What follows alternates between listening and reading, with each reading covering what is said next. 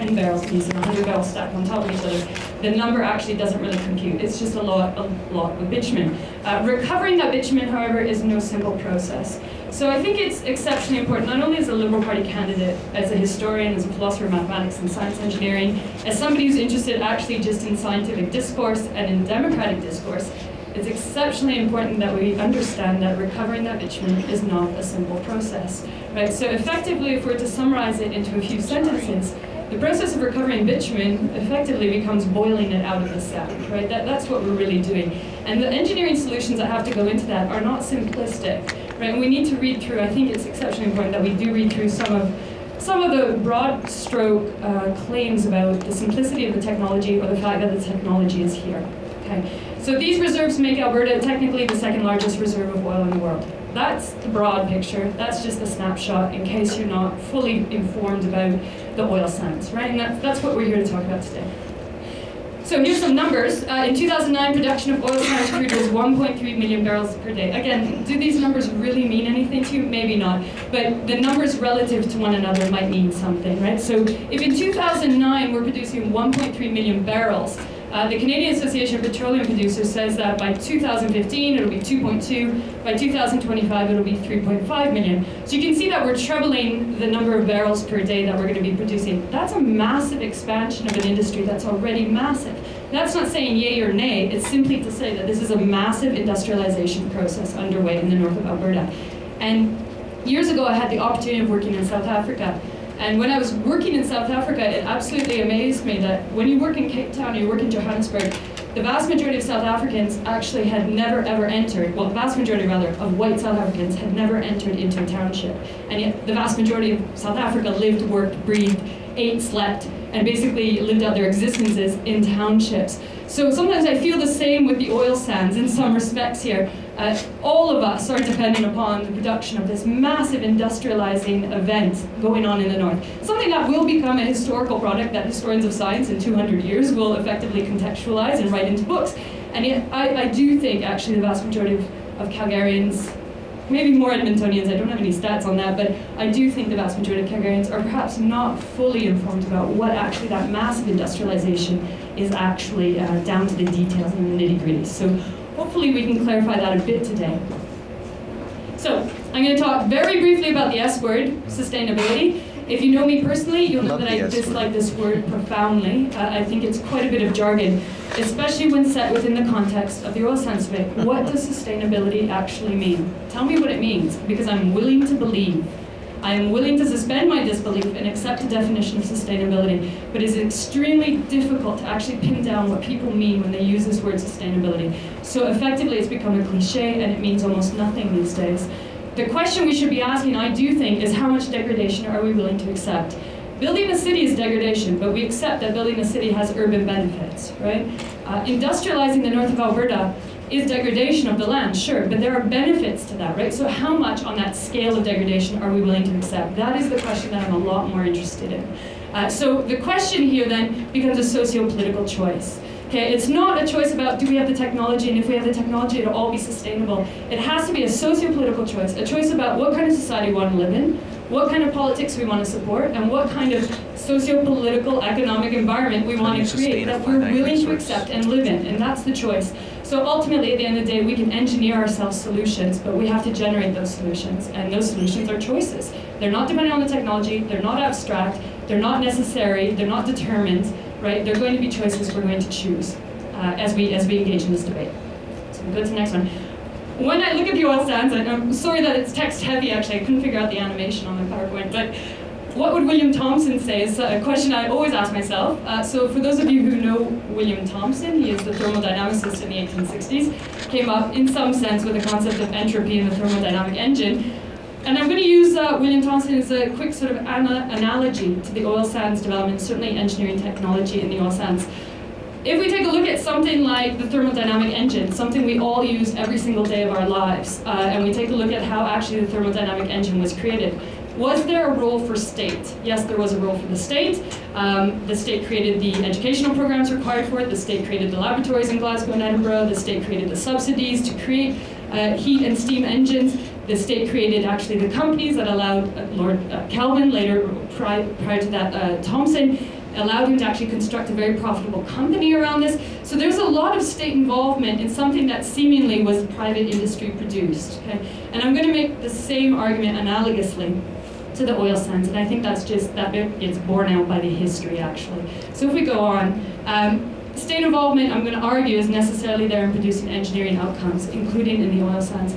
So let's get over these dichotomies, these very dangerous dichotomies of it's either the state is in or the state is out. It's either private business is in or private business is out. If we have subsidies, it's a degradation of the private business. These kinds of dichotomies are not helpful to the debate because they're not historically accurate, actually, as to how these industries develop. So if we take a look at the next one, back to the question of, therefore, creating a sustainable oil sands future, it doesn't just happen. Okay, so if I were to go through those examples of cryptography and airplane lift and the construction of the internet and thermodynamic engines, what we would see is actually these things don't just happen. Innovation doesn't just happen. Science and engineering doesn't just happen. It has to be politically motivated. There has to be research agendas and money put into budgets and teachers hired and universities dedicated to these processes. So do we have all of that infrastructure set up in order to sustainably develop the engineering future of this province? I'm not quite sure. And the reason I'm not sure is because whenever we talk about an energy vision, which is something that I and the Liberal Party do talk about, and it's something that the Canada West Foundation talks about, and I really appreciate the kind of research that the Canada West Foundation does on this, whenever you talk about an energy vision in this province, the first thing you hear is, don't go down that path, because what you're talking about is the ghost of Trudeau. And that's a real problem, right? It's a real problem not just for me as a Liberal, it's a problem for this province. Because if we're going to talk about an engineered energy vision for the future of Northern Alberta, and we're stuck on this bugbear of a Trudeau ghost called the National Energy Program, then we're never going to start realizing that historically, actually, all of those great inventions, the thermodynamic engine, airplane technology, etc., etc., etc., had a significant state role embedded within them. And an energy vision for Canada has a state role for it. If that's political motivation, if that's a budget that dedicates a certain amount of finances to that, if that's some sorts of subsidies, then that's what it is. But we have to acknowledge that that state has a significant role. And in this province, it becomes very difficult to do that because the first thing people will attack you with is that you are reviving the ghost of Trudeau. So let's talk very briefly. Heather, I've lost you there. Okay, yeah, great. So, why is Trudeau the devil? Okay, so a history of energy programs in this province. When I go door to door, the only people who slam doors in my face are the people who say, I hate Trudeau, he ruined my life, go to hell. Those are the only people. And, they are maybe 1 in 60. So, thank goodness, because it means I can still win my riding. Okay, so, but it happens. And where's that energy and that anger coming from? It's entirely reasonable if we look at the history of the National Energy Program, and it has a relevant role to play here. The history of the National Energy Program created sort of the metaphorical tools that enabled the Reform Party to be constructed. It created the metaphorical tools that enabled us to talk about the West wants in discourse, okay? And it continues to inform a national policy that is highly problematical, rather the reaction to it. So let's just talk very briefly. Raise your hands if I were to ask you to come up here and describe the National Energy Program, could you do it? Raise your hand if you think you can do it. Okay, yeah, very good. Okay, so I would say that was about maybe 1/8 of the room, right? Everybody seems to hate the National Energy Program. Everybody hates Trudeau, and yet very few people, when I talk to them, could actually give me a full definition of it. I'm not saying that's wrong. I'm just saying it is the case that there's a serious lack of information. So to give the 30-second history of the NEP, which many of you may or may not know about, it was under the tutorship of the Minister of Energy, Marc Lalonde, and if we flip through, I'm not going to go through all of it, but here's my 30-second history of it briefly. Ultimately, if we were to contextualize it as historians, we have to place the NEP within the context of oil crises in the 1970s. And those oil crises are not arbitrary, right? There's peak oil production in Germany, the UK, the US, and Canada, combined with embargoes from the OPEC countries and the Iranian Revolution. So put those three things together, and actually I could conceivably put myself in the position of a government in the early 1980s looking at how to nationally construct an energy vision that in some sense secured oil costs. Okay, I can see that as reasonable. I don't see this as entirely arbitrary. However, what were the impacts and the outcomes? The outcome, basically, of all of this, as many of you well know, is high oil prices that hurt Canadian manufacturing out east. Okay, so when we had high oil prices hurting Canadian manufacturing out east, what was the response? And this is, I think, where Trudeau becomes the devil, as many of us know. So flip through, show me the money. I won't go through all this if you just want to flip through, actually, Natalie. Okay. Enter Trudeau. What ends up happening in the early 1980s, effectively, is the National Energy Program, which is a unilateral move in many respects, although later it gets Lockheed support. It's a unilateral move that effectively is supposed to promote self-sufficiency, oil prices, these sorts of things.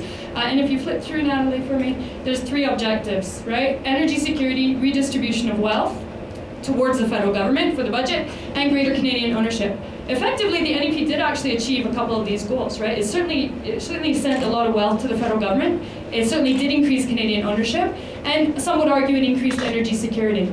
I'm going to flip through. I'm going to get through all these nitty-gritties, but as you take a look through, these are the key parts of the NEP, and you want to go through, Natalie, actually. It made in Canada, petroleum and gas revenue tax, all of this. You want to keep going through, Natalie? Yep, just keep going. There's a lot to the National Energy Program, right? There's a whole load associated with the National Energy Program. The key thing about it, and we'll just stop here, is that the outcome was that it did expand. Okay, it did expand control for the Crown Corporation Petrocan, and it did give an increased stake in the oil industry by the Canadian government. These were effectively positive things seen from a federal budgetary perspective. Go through. But what was the effect on Canada itself? When the oil price dropped in 1982, that was when the effect happened, right? That was when Trudeau became the devil. And thank you, Heather. So one of the things I'm going to say here, and later on we're going to come back to the Royal Society report at the end of the panel. One of the things that we have to be concerned about is with this bugbear of the Trudeau government and this bugbear of the National Energy Program, the failure of the National Energy Program may be multifarious, but the key failure was the rise in the oil price in 1982. So it was a program that in some sense may have functioned to serve some of its objectives had the oil price not had the oil price not dropped in 1982. Now, what does that mean? What that means for me as a Canadian is that effectively the government did a very poor job of basing an entire budget, an entire federal vision on an assumed price of oil. And I think if we were to jump forward to 2011 and we were to look at the oil sands debate, the assumption about prices, the assumption about the price of oil in the Alberta budget, let alone the federal budget, I think we're in some sense repeating errors. We're on the verge of repeating some of these errors.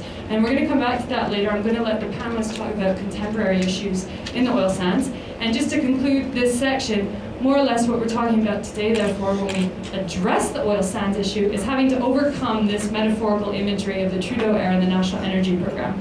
Along with the Canada West Foundation and along with a number of researchers, I would argue that actually an energy vision for Canada federally has nothing to do whatsoever with the kind of federal policies that were instituted in 1979, 1980. Right? We're talking about a very different style of energy vision for the future. So, Natalie, if you could just shrink on, shut it. So what we're going to do now is, and we're going to move to the first presenter, actually, who is Todd. So Todd, I'm just going to ask you, I'm going to hand you this mic, and actually you can do as you please, stand or sit. And then we're going to move through one by one. But actually, sorry Todd, just before you do stand up, I'm just going to have Natalie give a little presentation. Thanks very much. I have the pleasure of introducing our panelist, Todd Hirsch. So Todd received his BA Honours in Economics from the University of Alberta and MA in Economics from the University of Calgary. Since completing his education in 2003, he has held a series of economist positions at a variety of for-profit and public sector organizations, including the Canada West Foundation, the Canadian Pacific Railway, and the Bank of Canada. Todd joined ATB Financial in May 2007 as senior economist, where he provides economic information and intelligence to the various lines of business at ATB. He also tracks current developments in Alberta's North and North America's economy and delivers presentations to both internal and external audiences. Todd appears regularly as an economic commentator on CBC Radio, various TV programs, and in the press. He also teaches 2 economics courses at the University of Calgary, acts as a mentor for the Economic Society of Calgary Student Mentorship Program, and serves on the board of directors of the Calgary Arts Academy. So I'll pass things over to Todd.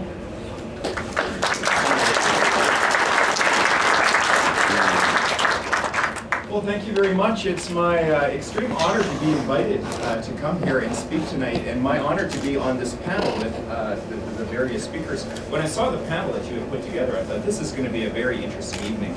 So kudos to you for putting together such a great panel that comes from such a variety of different perspectives. I'm really looking forward to this tonight. Now, you mentioned your major was the philosophy of mathematics or something, which brought to mind this phrase that I love. It says, the number of things I know nothing about is growing at an alarming rate. And it's got to be one of those. So I enjoyed your presentation. A little bit surprised, maybe I shouldn't be, that you invited an economist. It seems like if you want to kill a party or a presentation, you invite an economist. They tend to be a bit of a negative to any sort of function. Although if you get all economists, the negatives all cancel out and it turns into great somehow. But what I'm going to do this evening for my, what is it now, 7.5 or 7 minutes, you call it, is talk about the economics of the oil sands. So I'm going to try to be as objective as I can and just approach it from the economics of it.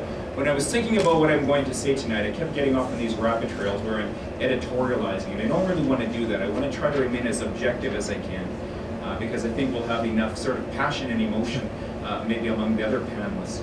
So just to set the stage a little bit, I'm talking about the how and why of boiling oil out of frozen sand. So first of all, the why. Well, why are we doing this? Obvious, it's that the global economy is demanding crude oil, and in fact they're willing to pay quite a high price for that oil and for the bitumen that gets processed into those hydrocarbon products. It wasn't always that case. You know, it was only maybe 2 years ago, in fact, when oil was around $33, $35 a barrel.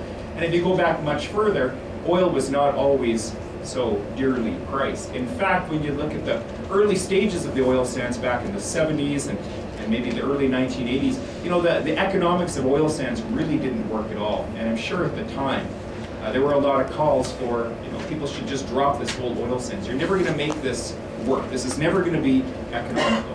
The cost of extracting the bitumen from those oil sands was so expensive and the price was too low that it didn't make sense.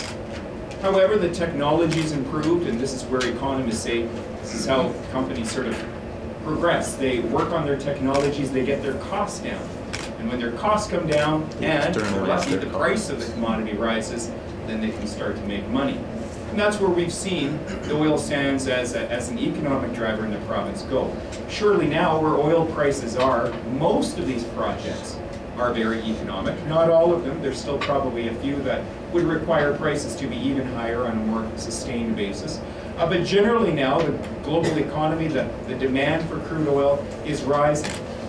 Now, the economics would state that, well, the supply and demand fundamentals of where, you know, global oil prices should be are probably closer to maybe $70 a barrel. So we're probably a little bit high. Surely there's some fear factor or some risk factor built into that price where they're at now, largely driven by all the uncertainty and the fear and risk coming out of the Middle East. So it's driving those oil prices higher. But even the global supply and demand, you know, right around $70, economists would say, well, the global price of oil should be the marginal cost of that last barrel of oil globally that comes out of the earth. And right now, that's probably pretty close to where Alberta's oil sands are producing, probably at around $70 a barrel. That would be the marginal cost. So we are a high cost producing bitumen region.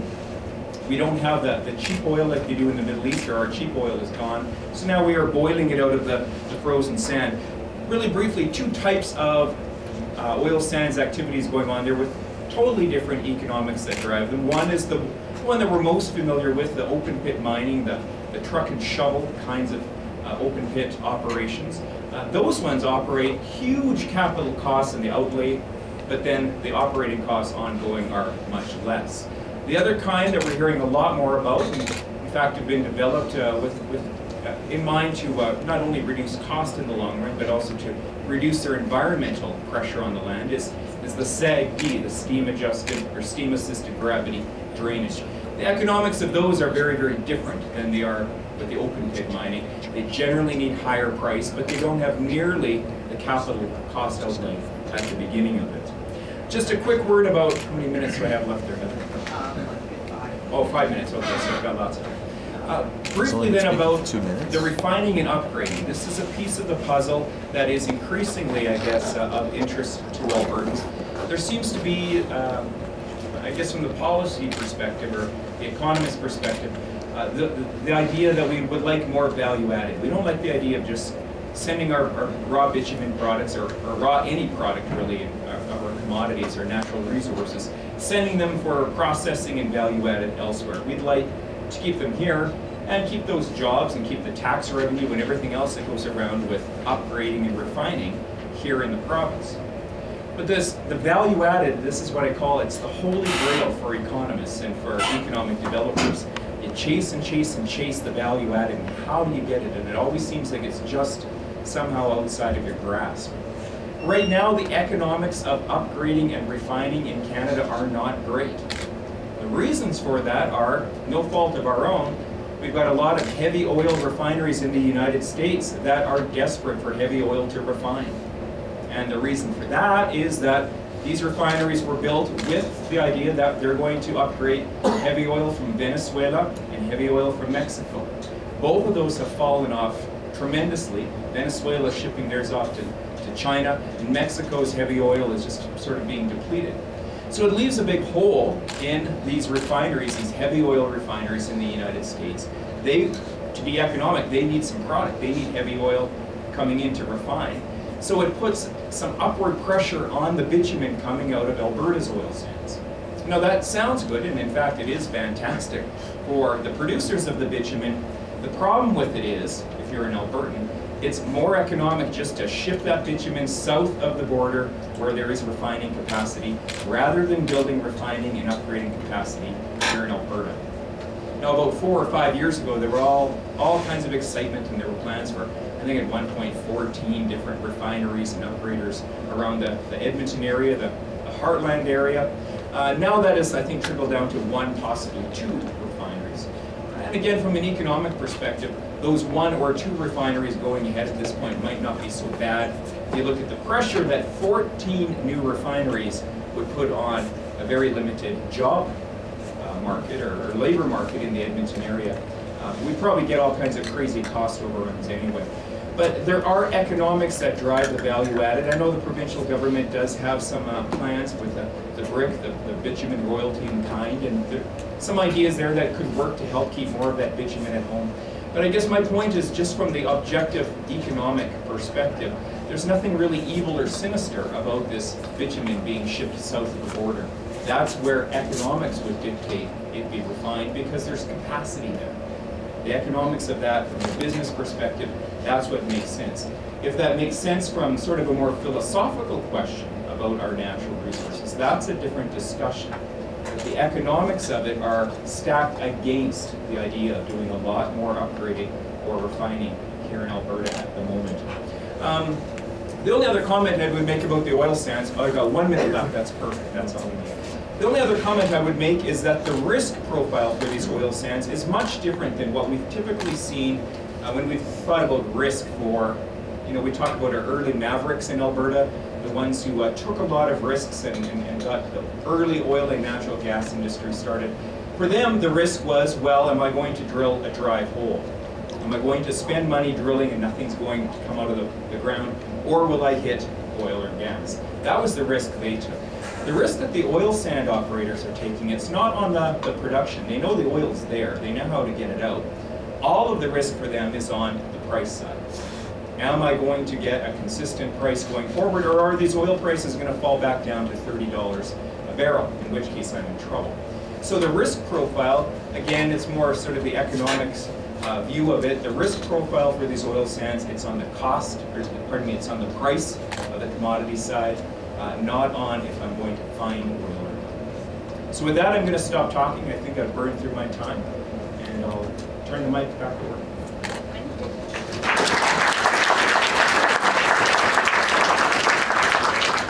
Well, my pleasure now to introduce Nathan Lemphers. Nathan is actually born and raised here in Alberta, and he has his Bachelor of Sciences from the University of Alberta, as well as his Master's of City Planning from the Massachusetts Institute of Technology. Nathan's actually now an oil sands policy analyst at Pembina Institute, and he's also worked at USGS, UNESCO, And he's also been an international consultant for various NGOs, municipal and state governments. Anyways, Nathan, this is for you.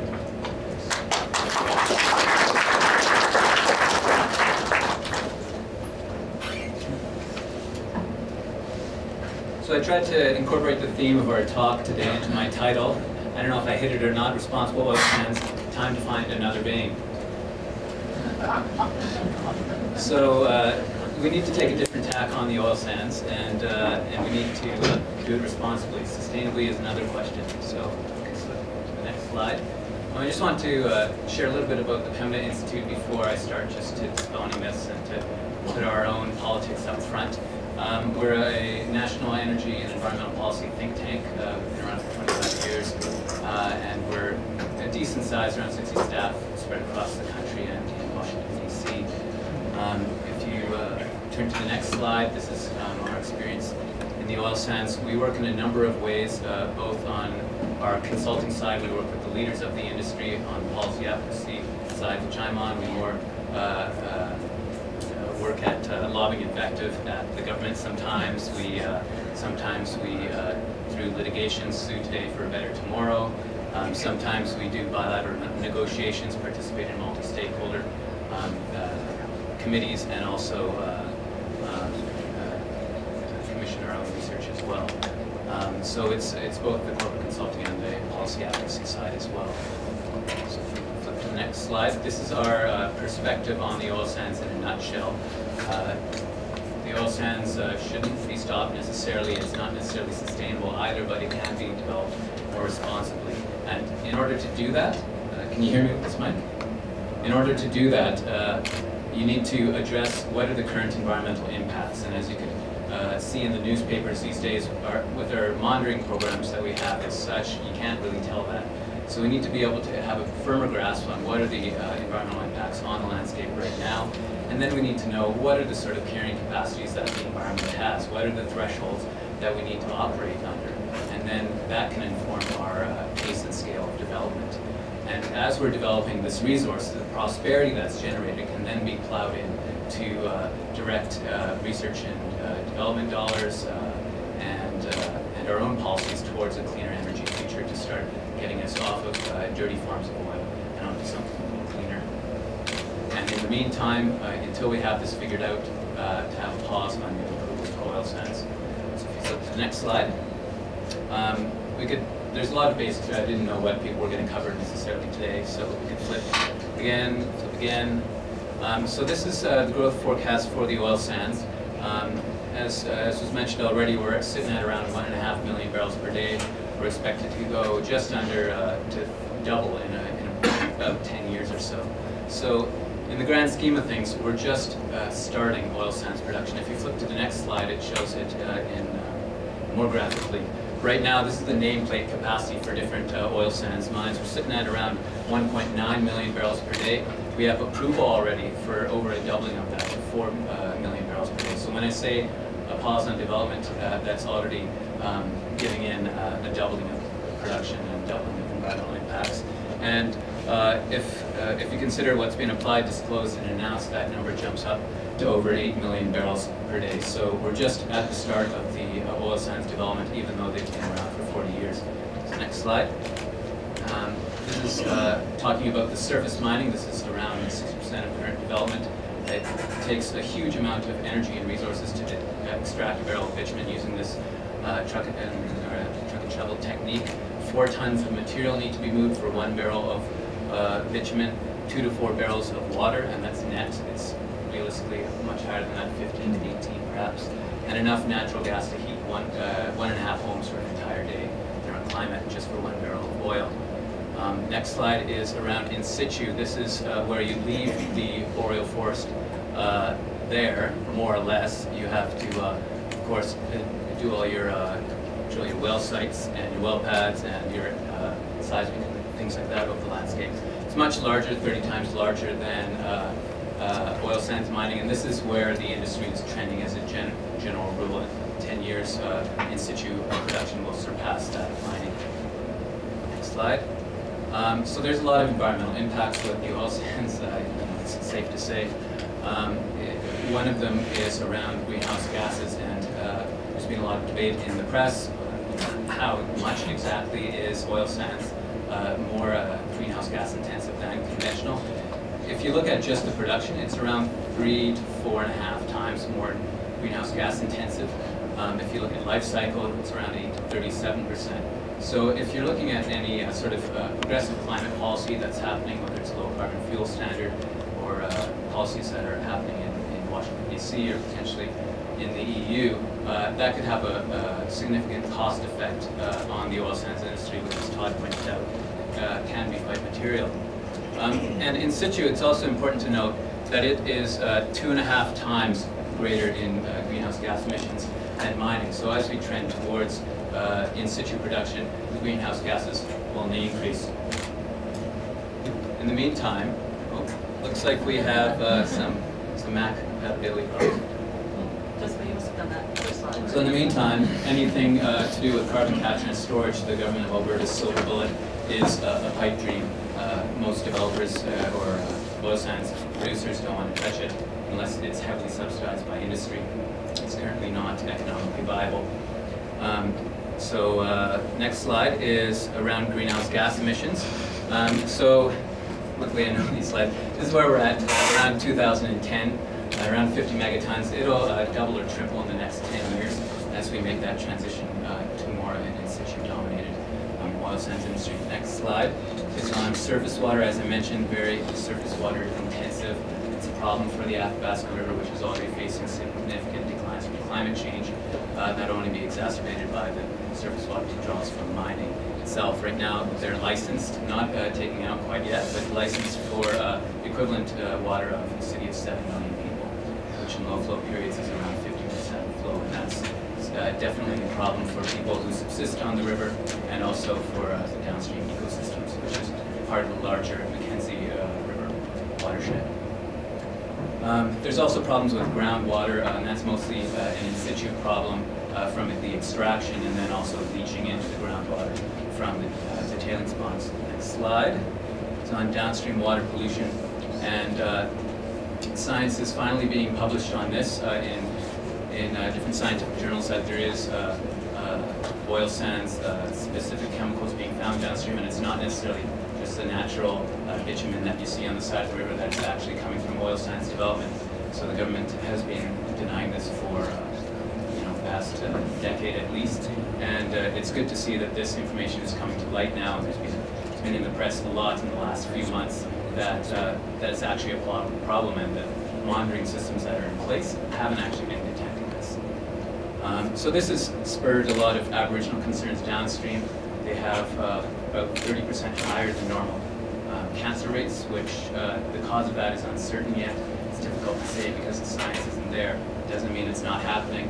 It's just nobody has invested the money or the political capital to make it happen. Next slide. These are the tailings ponds. These are the ugly stepchildren of the oil sands. If you flip to the next slide, they're quite large, 170 square kilometers. It's bigger than the city of Vancouver, 840 billion liters. They're quite large and growing. They're also highly toxic, chronically and acutely. They're full of all sorts of carcinogenic chemicals, and they offend a lot of different priority pollutants as well. So there's a significant amount of liability that are associated with these ponds. They're unlined. There are pumps around it, which can pump back some of the seepage, but there still is, according to industry's own models, around 11 million liters per day leaking out of these oil sands tailings ponds. So if you go to the next slide, the government has tried to shore up this from 40 years of voluntary regulation by industry through Directive 74. Small step in the right direction. I'm definitely going to recognize that. However, the company or it doesn't necessarily address the toxicity that are in the tailings. Right now, it doesn't address the legacy tailings that have accumulated on the landscape, and the government doesn't seem to be enforcing its own rules. 2 out of the 9 mines have only passed the actual deadline set by the government. They've negotiated the rest, and so the vast majority aren't necessarily holding to the actual regulation. So if you go to the next slide, This is a Google Map image of the Fort McMurray area. You can see Fort McMurray in the upper left, the oil sands mines just above that. Down below, this is where all the in situ is going to be happening. In situ doesn't have such a acute concentrated problem on the landscape. It's much more diffuse. So if you go to the next slide, this is what it will look like in terms of fragmentation on the landscape if all of the leases get built out. And they won't happen consecutively. There will be reclamation as you go. But there are a lot of fragmentation from this, which is a definite problem for the caribou, which both the government of Alberta and the government of Canada haven't been keeping up to their own threatened endangered species legislation on. So as a result, they're predicted to go locally extinct within 20 to 30 years or so. So if you go forward, next slide. Reclamation is also a concern of the Pembina Institutes. Right now, there hasn't been that much land that's been certified as reclaimed. Great, thank you. They haven't necessarily figured out how to turn a tailings pond into this, necessarily, which is cause for concern. Next slide. Their solution is to create end-pit lakes, which are basically taking the toxic tailings, putting them in a mine pit, and then capping it with river water. This has never been proven ever before. 25 of them have been approved in the landscape, about 6 times the size of the current tailings ponds. And apparently you could swim and fish on there, and it'll work. It's, again, hasn't been proven, but that's the direction of how they're trying to economically solve the problem with great solution. So if you go to the next pond, or next slide rather, this creates a substantial amount of liability for the companies, but also for the taxpayers in the event that a company cannot or will not pay for reclamation. So under the previous reclamation fund, they've been bonded at like $12,000 per hectare, but what the companies are actually spending on reclamation research is significantly more than that, because they haven't necessarily gotten their technology, reclamation technology, to the point where it's viable to apply to their full mine site. So if you go to the next slide, there's a lot of still regulatory uncertainty for oil sands companies and for anyone trying to operate in this environment, whether it's around or complete absence of federal climate legislation, non-existence of the species at risk as being applied in Alberta, transboundary impacts, also a concern for the federal government where they're not showing up. Government of Alberta hasn't exactly been managing the situation properly. That's why we're in the current situation right now.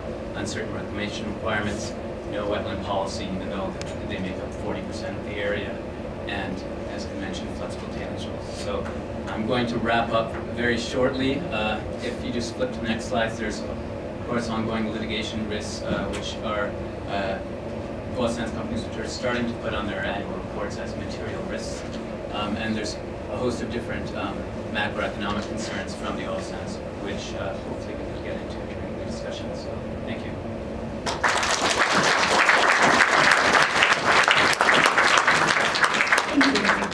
Our next speaker is Susannah Pierce. As head of the Government Affairs at Shell Canada, Susannah directs government affairs for Shell across Canada with government affairs representatives in the U.S. and Europe. Ms. Pierce has a Bachelor of Arts in Political Communication from the George Washington University and a Master of International Relations from Johns Hopkins University School of Advanced International Studies. Ms. Pierce is fluent in Spanish and French. So I'll pass the microphone. Questions in Spanish?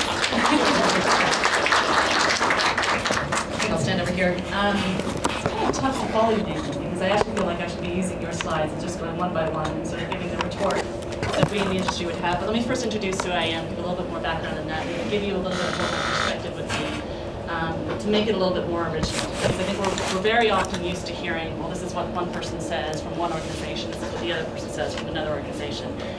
What I'd like to do is tell you a little bit about why it's important that we in the oil sands industry do a better job.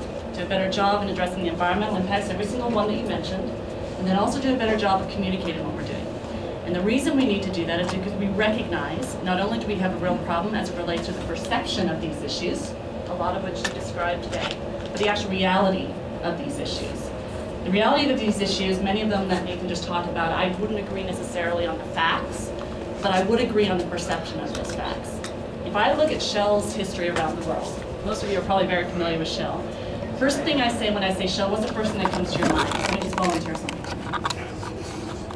Retail gas. Anybody else? 100-year anniversary. Thank you very much. We just announced this today. We're celebrating 100 years in Canada on Monday. Anyone else?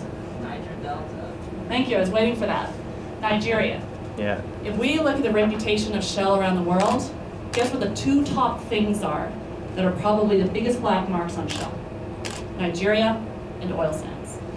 Oil sands, I think in part because as we look at basically the fair-minded investors, those who are very concerned about the environmental externalities of the things that we do in this industry, they've come forward, and even last year at our annual general shareholders meeting, they put forward a resolution to say, Shell, you need to be paying attention to what you're doing in the oil sands. We'd like you to do a better accounting of what the risks are associated with that production. And so we're very clear at Shell that we've got more than just an issue on our hands as it relates to some local thing we have to deal with the population with buffalo. This is an issue which rises all the way to the top levels of our corporation in The Hague. Let me talk a little bit maybe about Shell's existing operations, and then I can talk a little bit about what we're doing as it relates to those operations as a result of all these factors we're feeling not only locally, but all the way up into The Hague where Royal Dutch Shell is based. Shell is currently about 225,000 barrels per day of mining production based in Fort McMurray. We have the Muscate River Mine and we have the Jack Pine Mine. Those are two mines. We just expanded the existing mine to Jack Pine, making about 225,000 barrels a day. We also operate the Scotford Refinery just north of Edmonton, which is also at about 225,000 barrels a day. In terms of Shell's interest in Canada, we have about 30% of our resource base in Canada, the majority at the moment in oil sands, growing portfolio in natural gas.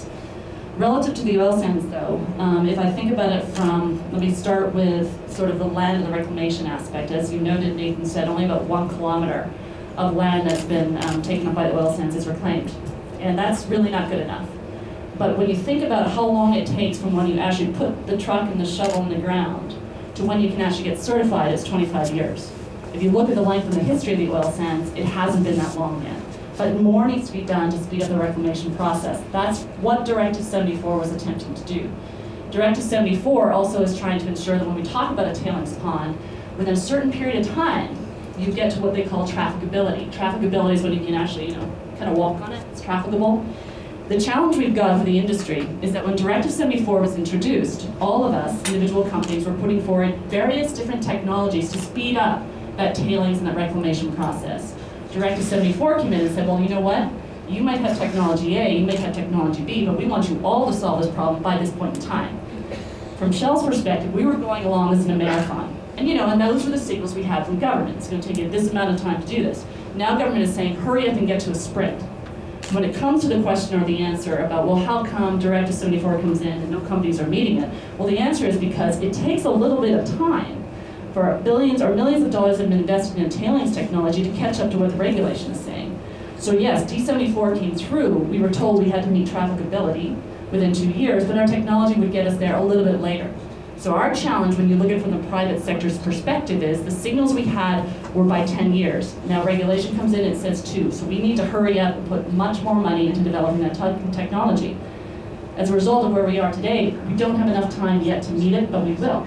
So again, this goes from the private sector's perspective. We're getting signals to solve a problem over a certain period of time. Regulation changes, we need to catch up. So I just talked a little bit about tailings and reclamation. Let me talk a little bit about what I think is another big issue for us, and I think it's a global issue, which is CO2. And I think in general, when we look at the oil sands, that from where a lot of the concern comes from internationally, it is on the issue of CO2.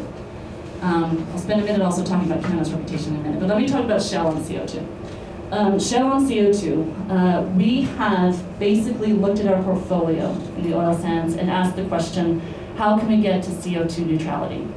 Because we recognize from the perspective of a European-based company and looking at Canada and the things that it has tried to do in the absence of a rigorous carbon price, we said, well, what can we do to do that? There's offsets, we can plant more trees. There's CCS, the technology, Nathan, which you said that no company believes in, well, Shell does believe in it. Shell believes in it because if you look at the UNFCCC, CCS is recognized globally as the best technology at reducing, I believe, CO2 than any other technology available today for industrial processes. Our CCS project is called Quest. It is probably, we hope, going to be operational in 2015. In terms of how much carbon it can capture and sequester in a year, it's about 1 million tons. It's a significant amount of capture and sequestration. Where we are in this process, though, and I think you mentioned a little bit about the role of state, the role of government, is when you look at the cost of CCS, it's on the order of between $80 to $120 per ton of CO2. Does anybody tell me what the cost of carbon is in the province of Alberta right now? The only province, by the way, in Canada, well, next to BC, that actually has a cost on carbon. Can anybody tell me what that is? 15 bucks a ton. 15 bucks. So you tell me, if I'm still a private company, where I can make up the difference between investing in technology that is only going to get me 15 bucks and for a technology that actually costs to invest 120. There's a big gap there. But we at Shell and other companies too recognize that there's more than just the cost involved here. There's a reputational issue here. There's also the fact that we need to figure out a technology that we can apply elsewhere. Again, going back to UNFCCC and the rest of the rest of the world recognize in the EU that CO2 is going to play, or CCS is going to play an important role. This is where the role of state comes in. And that's not just for CCS, it's almost for any technology.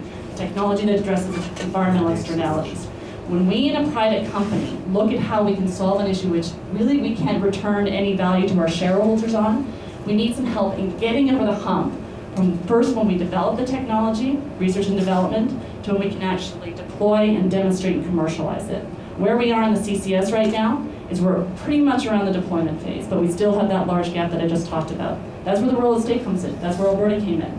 That's where the federal government came in. And I can tell you from the global perspective, Alberta and Canada are leading the pack as it relates to development of CCS. Now, why should we care? We should care because, again, going back to the rest of the world, if we look at how CCS can be applied, it can be applied not only in oil sands, but in coal-fired power plants, which are in a large part of the world, as we know, but also eventually, we would hope, in natural gas-fired power plants. So again, the technology we can develop here with the oil sands relative to CO2, which Shell does believe in, and we do believe the government of Alberta and Canada have been leaders on, is important.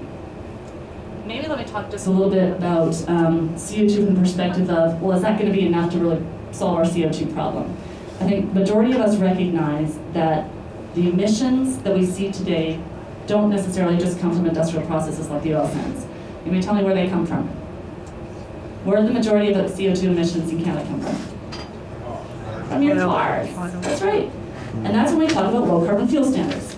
Moving on a little bit from the perspective of what are low carbon fuel standards. Can anybody tell me what they are? No. There you go, California. California has one. ULEB. The EU has developed what they call a fuels quality directive.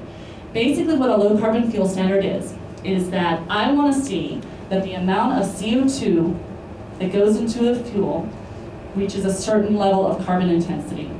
In California, they have a rule right now which would say that we would like to reduce the amount of GHG emissions, greenhouse gas emissions from the fuel supply by X%.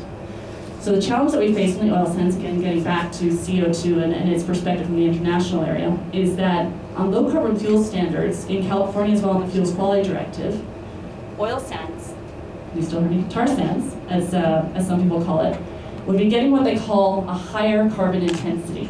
And as I think Nathan referenced, there's a carbon intensity factor which is applied to the oil sands on a wells to wheels basis or life cycle analysis on the order of, I think what you said, between 10 and, I can't remember what you said. 37. Okay, yeah. Well, the average which we use based on the U.S. conventional basket of crudes for oil sands is about 5 to 15%. And again, we can quibble on the numbers. But ultimately what it comes down to is when you're developing policy to reduce the emissions from the transportation sector, you're going to look at what are the fuels that go into make that fuel mix. Oil sands, unless we deal with how we're dealing with them locally on CO2, will be penalized. They'll be penalized in California as a result of their low carbon fuel standard because we'll get a higher GHG intensity value. So if I'm a refinery in California and I'm procuring crude from the Alberta oil sands or tar sands, whatever you want to call it, then I know that I would potentially have to pay more in a penalty because it will have a higher carbon footprint. I'm hoping I'm explaining this well, but this is all to say the following, which is we recognize we've got an issue relative to CO2. I may not agree 100% on what the baseline is, but the rest of the world is saying, or at least the rest of the world as it relates to California and EU, are saying we need to clean this up. We need to reduce the amount of CO2 that comes out of the transportation sector. I might add one more point on this, which I actually think that we can't necessarily just put oil sands over here and not evaluate the other fuel sources. The other fuel sources that might come from crude, that might come from other bitumen sources, but also might come from biofuels. And I know this isn't on biofuels, but let's be clear. You know, there is more than one source of fuel that we put in our car. And some of them, even if they may sound better, are not necessarily better. So I think, again, we were talking only oil sands here, but we need to have the larger context here. Speaking of larger context, we all know the world is growing. 8 billion people. We all know that there's an increasing amount of demand for energy. We know that there's going to be an increasing amount of demand for energy that is going to require all sources of fuels. If we look into China, I know we have some engineers from China here, is that correct? All right. Glad to have you guys here, but I think if we look at how the energy demand is going, China's going to have a large proportion of demand for energy, oil, coal, natural gas, renewables. And so part of what we have to do when we look at where is China and other nations going to get that fuel is ask the question, where should they get that fuel? Where should the United States get that fuel? One of the